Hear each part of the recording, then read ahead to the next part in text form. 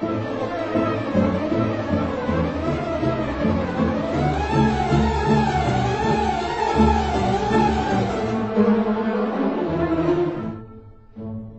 our last episode, we saw Dr. Satan kidnap and abuse our heroes, Denise, Mary, Bill, and Jerry. How will they escape the clutches of Dr. Satan and put an end to his evil schemes once and for all? They don't. They all died. Sorry for the false hope. Rob Zombie delivered a freaky, unnerving movie about a family of psychotic serial killers, House of a Thousand Corpses.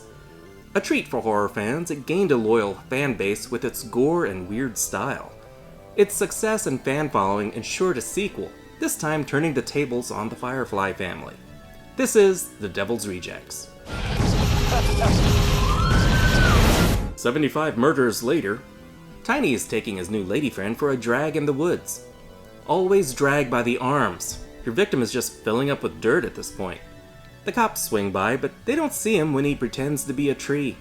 But the cops aren't here to serve a warrant. This is mob vigilante justice, led by William Forsythe as Sheriff Wydell. The Fireflies are unaware of the growing police force outside. Luckily, they snuck up on them at the crack of noon. Maybe they're night owls. Mama Firefly is no longer played by Karen Black due to a contract dispute. She's now played by Leslie Esterbrook. The Fireflies seem to be ready for anything. No, stop, it's such a lovely house. Some tear gas, which honestly they should have started with, and they move in. Rufus is killed, but it's not like we'd know who he is unless you saw the first one. Mama is taken into custody while Otis and Baby escape, once again played by Bill Moseley and Sherry Moon Zombie respectively. Walking sucks, so they need a car, and this will teach you to be sympathetic to your fellow man. The crime scene is checked out, revealing longtime collaborator Captain Spaulding, again played by Sid Haig. You recognize the clown? A news report and Baby's warning tells him he's got to split too. Baby and Otis hide out at the Khaki Palms Motel, where a band is staying. Jeffrey Lewis is Roy, Priscilla Barnes plays Gloria, his wife. Kate Norby and Lou Temple is Wendy and Adam Banjo. Do you kiss your mama with that mouth? Trust me, fella, that ain't the only thing I do with this mouth. Baby gets in some friendly flirting, as does Otis. Okay, let's go, Hoss. Move it. Ooh, three-way. Ready-made hostages. Everyone? But Jimmy the Roadie, played by Brian Posen, is one too many. In what universe would this go unnoticed by the neighbors? Keep it down in there! I'm trying to make meth! Spaulding runs out of gas and needs a new car, and he finds one fast. Hi. Hi. I'm gonna have to be taking your car today. What's that about clown business? Do I stutter, bitch? He's not clowning around. He's no bozo. Random clown reference here. Things at the room are getting tense, and Baby entertains the hostages. His dirty knees, look at these. My knees, Japanese, dirty knees, look. Posse, staring at my sister thinking bad thoughts? Roy is a married man, but don't tell the missus about all that flirting back there. He's in enough trouble. Otis makes Gloria undress and then sexually assaults her in front of her husband. I don't have a joke for this part, but I think we could all use some.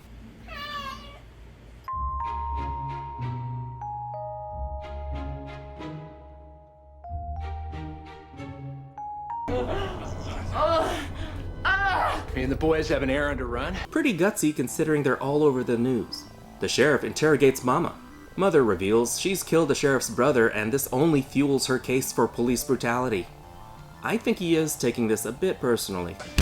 Where are they? Meanwhile, on the world's most awkward road trip, where are you taking us? We're gonna go dig up some guns I buried out here a couple years ago. Well, I was trying to plant some gun trees and I found out it doesn't work that way. You're not gonna kill us, are you? No, I'm actually gonna let you go. the guys decide to strike back, but this ultimately is a bad idea because these guys are no badasses. Hey, don't move, there's a bee on your head. Got him. You got too much skin on your face, but I'll take care of that for you. The women don't have it much better. Can I go to the bathroom, please? I'm about to piss myself. What are you gonna do for me? How about you won't have to smell piss all day? Then make it fast, bitch. Don't try anything cute. Well, Wendy tries something cute, but Gloria gets the drop on Baby. You know, in real life, in a real situation, this would be the perfect time to pull the trigger. No one would convict you. But in movies, this never happens because we have to be better than the criminals. Come on out! See where that got you? This allows Wendy to get away for a little while. Oh, thank God, the clowns are here.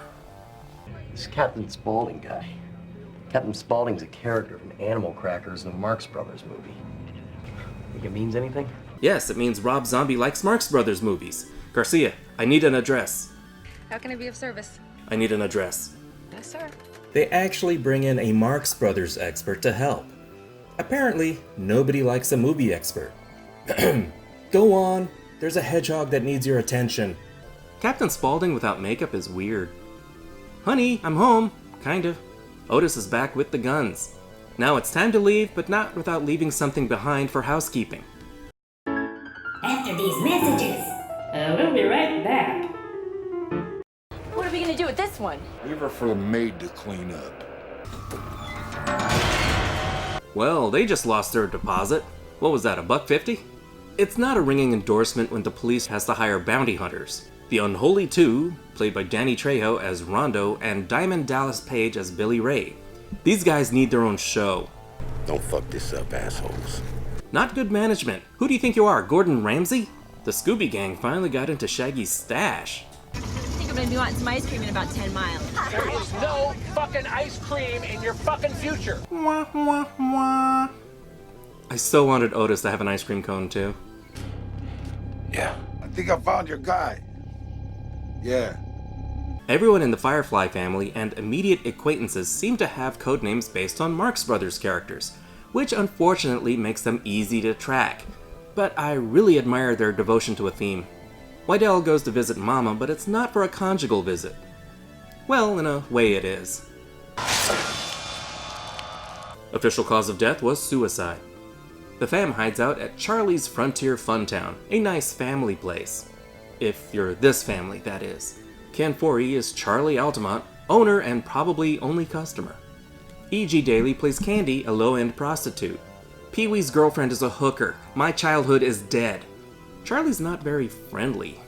Brother, you's a dead man. Oh, he's doing a Lando.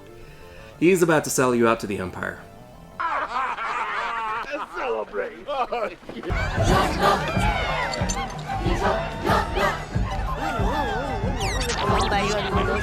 Charlie and his manservant Clavon, played by Michael Berryman, go out to buy some chickens. But Wydell is there to spring the trap. Now let me tell you the way it's gonna go down. You're gonna make sure all three of them dirt bags are present and accounted for tonight at midnight. What if I say no? Then Cloud City is doomed. That night, the Unholy Two attack, taking out their guard hookers left and right. They capture Baby and Otis. That leaves Spaulding for Wydell. The Devil's Rejects are captured. Why don't you get on your fucking horse and ride? Charlie goes back to Cloud City to bury some dead hookers. But instead of taking them in to face justice, Wydell takes them back home for some enhanced interrogation. Have this as a souvenir. When you want photos to stick, put the glue stick away and go with staples. And I hate fucking clowns. I think this is the first time I've seen Baby scared, especially when Wydell shows her photos of her now dead mother. No, she didn't blink in this one. She's dead. Torture can be difficult, but he nails it. Run. I said fucking run! He sets Baby free, basically just giving her a head start. But he doesn't want the boys to get cold while he's out hunting Baby for sport. I got something here for you!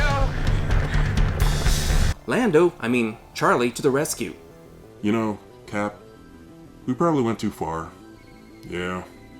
Wydell mistakes Charlie for Scatman Carruthers.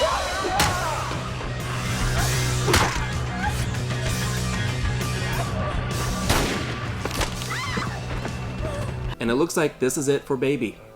Forgot all about Tiny, didn't you?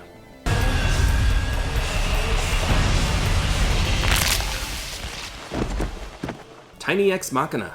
Here, let me help you up on your shattered leg. Try not to put your weight on it, or, bleed. Tiny rescues the other two, but goes back into the house for some reason. My priceless art and antiques!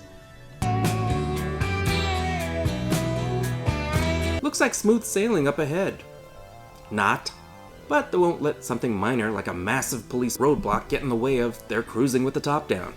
This is gonna be epic. Well, okay. They're filled with more holes than that block of Swiss cheese in the backseat of Bonnie and Clyde's car. That was an awful simile. That was the Devil's Rejects. This time around, the Fireflies are put on the defensive right at the beginning, pinning this one seemingly unstoppable family of killers as the underdogs. Sure, they cuss each other out a lot, but you actually do get a sense that they care about each other, and that helps the audience care too. That said, I miss Captain Spaulding without the makeup. You don't get a whole lot of backstory with these characters, but it really isn't necessary. We've never heard the shark from Jaws have a bad childhood. Sometimes you don't need a reason why something is evil. Halloween. Again, when your protagonists are evil, you need an even more evil antagonist. Sheriff Waddell is pretty insane in his quest for vengeance. It shouldn't matter that these are bad people, his actions are not regarded as lawful. The hostages made for a tense segment of the movie, but I'm glad they weren't there for long. I would have hated a hostage negotiation standoff here. This is the Firefly story, not Dog Day Afternoon. They're just another group of bodies left in their wake as they go along. There is a definite shift in tone when compared to the first one. It's still dark, but less horror and more of a tense, gory drama. House of a Thousand Corpses had a bright, carnival ride aesthetic to it that made it tough to take seriously at times.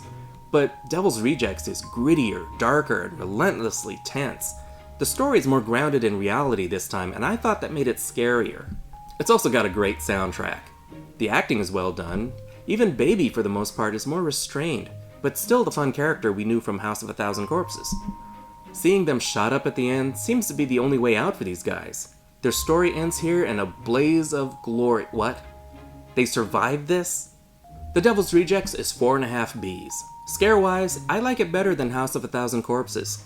It's more subtle, it's meaner, and more disturbing. The performances are less cartoony, and seeing the family on the receiving end was a nice switch. Thank you so much for watching. Like, subscribe, and comment, the bell, the usual YouTube stuff. This is theNewBee, and I'll see you later, kids. Toodles! And special thanks to my patrons. You guys rock!